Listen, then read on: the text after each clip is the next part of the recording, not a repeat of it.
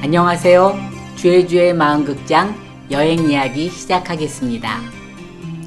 뉴질랜드 남섬을 찾은 건 북섬을 다녀온 지 딱 10년 후였습니다.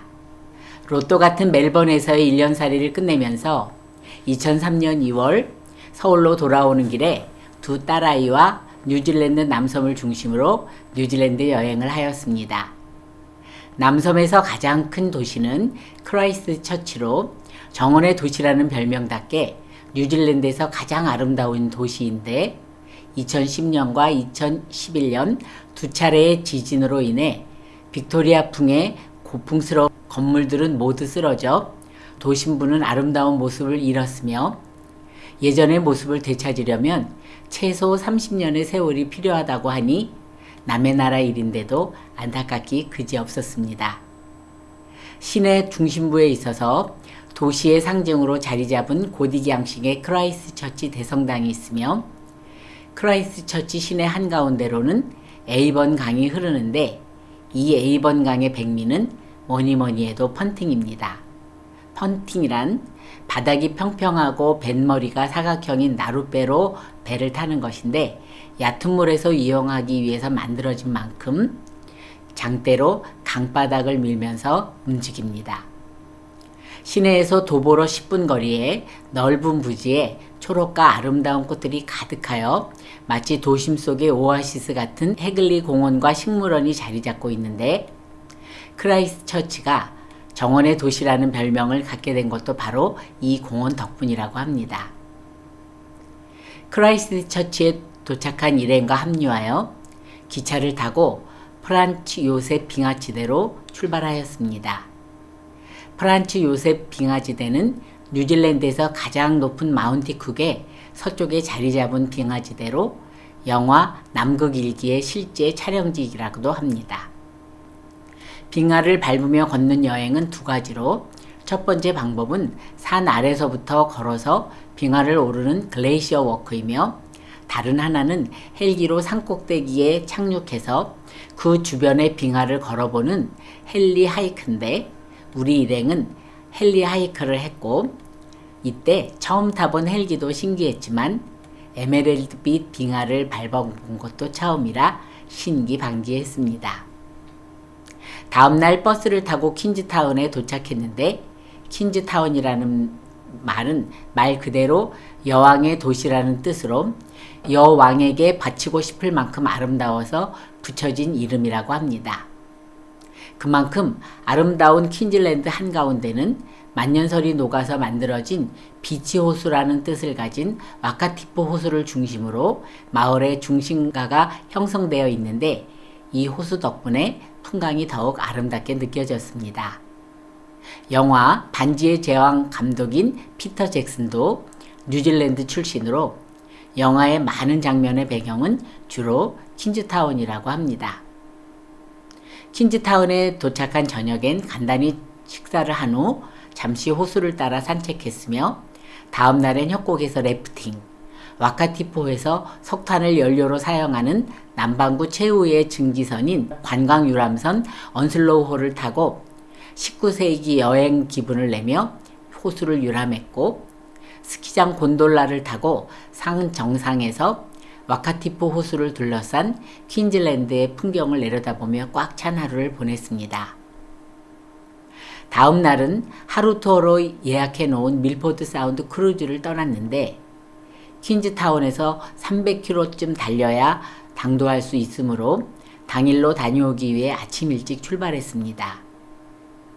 밀포드 사운드가 뉴질랜드의 여러 피오르드 중에서 가장 유명해진 이유는 피오르드 해안 중에서 유일하게 도로를 통해 접근할 수 있는 접근성 때문이라고 합니다. 밀포드 사운드는 노르웨이의 속내 피오르드와 더불어 세계적인 피오르드 중에 하나입니다. 좁고 가파른 언덕길과 호수를 따라 한참 달리다가 밀포드 사운드에 거의 다 와갈 즈음엔 산꼭대기가 눈으로 덮여있는 호모산 중턱에 호모터널이 나타납니다. 이 터널을 만드는데 환경보호를 위해 망치로 하나하나 바위를 깎아서 무려 18년이나 걸렸다는데 공사 기간이 긴 점도 놀라웠지만 터널 양쪽에 신호등이 있어 신호등에 파란불이 켜져야 한 방향씩만 차량이 진입할 수 있는 일방통행의 터널이란 점이 더욱 놀라웠습니다. 밀포드 사운드는 유네스코 세계 자연유산으로 겹겹이 쌓여 나타나는 협곡들과 흰눈으로 덮여있는 정상들, 눈이 녹은 물이 여기저기서 폭포를 이루며 내려오는 광경은 그야말로 경이로움 그 자체였습니다. 더구나 1년 365일 중에 무려 300일이 비가 내리는 곳답게 우리가 간 날도 비가 내려 덕분에 기암절벽을 따라 벼랑으로 쏟아지는 빗물이 모두 거대한 폭포가 되어 바다로 떨어져 그날 하루 동안 평생 볼 수 있는 폭포보다 더 많은 다양한 물줄기의 폭포를 보게 된 셈이었습니다. 다음날 눈과 초원이 공존하는 남섬을 떠나면서 가장 인상 깊었던 것은 자연을 있는 그대로 지키려는 뉴질랜드 사람들의 자연 사랑이었습니다. 아까 말씀드린 것처럼 밀포드 사운드에 진입하기 위해 거쳐야 했던 호모 터널 뿐만 아니라 남섬 이곳저곳에는 한 방향씩만 통행하게 되어 있는 일방향 다리들이 많아서 불편하기 그지없는데 요즘은 성질 급한 사람들 때문에 교통사고가 꽤 일어나나 보는가 보더라고요.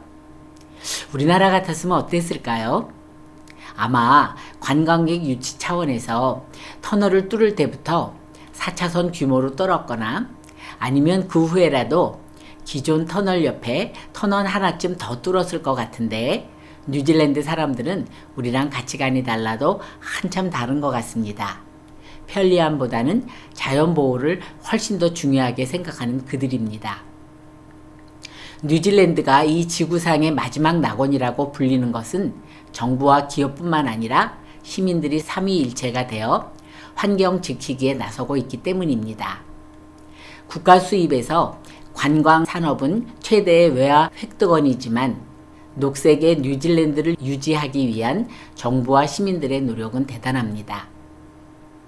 자연보호에서 시민들이 앞장서야 한다는 의식을 가진 뉴질랜드에서는 어린이 때부터 현장 체험을 통한 자연사랑 운동을 벌이고 있는데 예를 들면 학교에서는 어린이들에게 직접 물의 특징을 조사하게 하거나 슈퍼마켓 놀이를 통해 환경 친화 물품을 가르쳐 준다고 합니다. 또한 뉴질랜드에서는 석탄 자원이 풍부함에도 불구하고 공해가 적은 수력 발전과 지열 발전 등 대체 에너지를 사용하며 쓰레기 재활용 제도를 철저히 실시하여 재활용률이 다른 나라보다 훨씬 높다고 합니다. 심지어 최근에는 가축이 트림으로 배출하는 메탄이 지구 온난화의 주요 원인이라며 소나 양이 트림으로 배출하는 메탄에 트림세를 부과하려는 계획을 세우고 있다니 정말 놀랍지 않습니까? 뉴질랜드의 아름다운 자연만 부러운 게 아니라 자연 보호를 위해 귀찮음과 번거로움을 마다 않고 행동으로 실천하는 뉴질랜드 국민들을 본받아 아름다운 금수강산인 우리나라의 아름다움을 더 이상 훼손시키지 않았으면 하는 간절한 바람을 갖고 두 번에 걸친 뉴질랜드 여행 여기서 마치겠습니다. 감사합니다.